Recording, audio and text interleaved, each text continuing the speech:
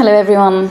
I want to talk to you today about IBS and also SIBO, which stands for small intestinal bacterial overgrowth, which is a common cause of IBS.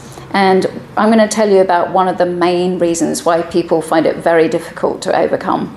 I'm Carmela, I'm a nutritional therapist, and I've been practicing in gut health for over 10 years now.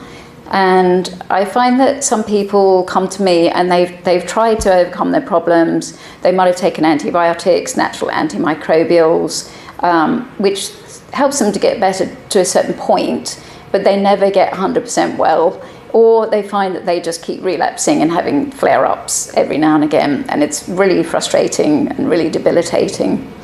But what happens is that a lot of these conditions are related to poor motility. And if you don't address that using products called Prokinetics, then your problem just will keep coming back. And I've had people with these issues for decades at times. So I'm going to tell you about Prokinetics, and I'll tell you what doses I use, the types I use in my clinic with my clients. But firstly, motility is very important. And I think most people are familiar with peristalsis, which is the muscular contractions that just push food through the system.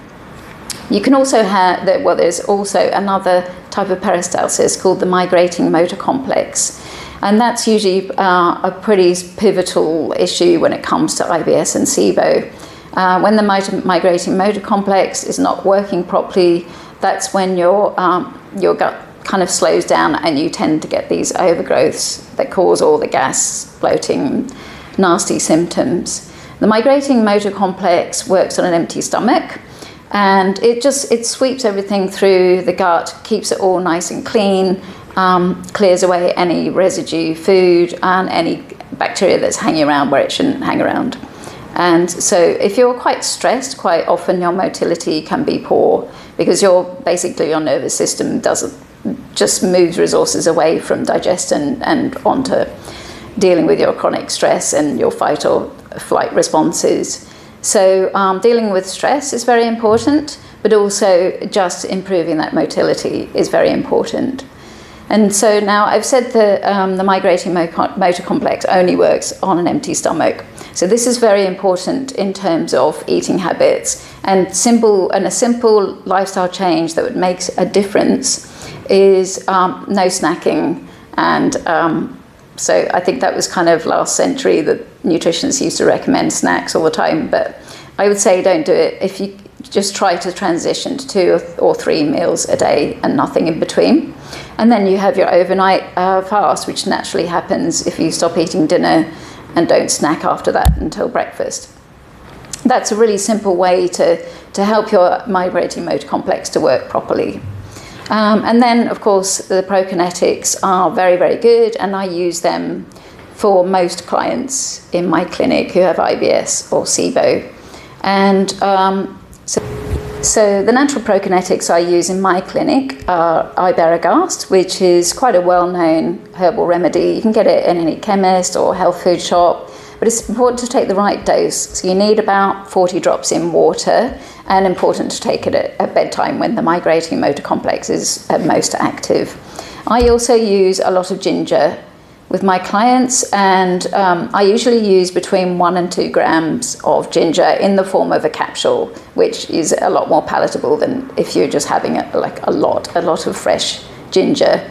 That wouldn't really be practical. So the capsules are good, and I have those on my website if you want to look at the link below. There's also another very good product which it's available in America, but it's not actually available for sale here in Australia, and that's called Pure Encapsulations Motil Pro.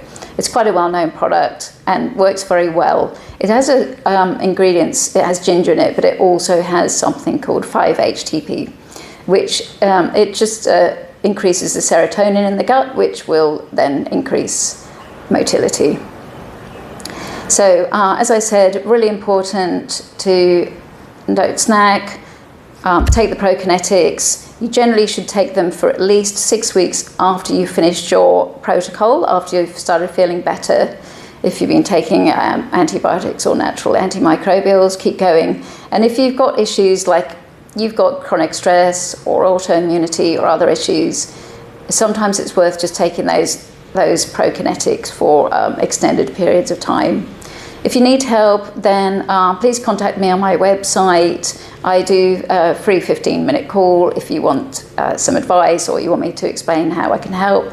And also you can book consultations. And also see I've got products on my website, and I've got some meal plans that are quite useful too. So thank you. If you're still there, thank you for listening. And let me know if you've got questions or things you want to cover in the comments. Thank you.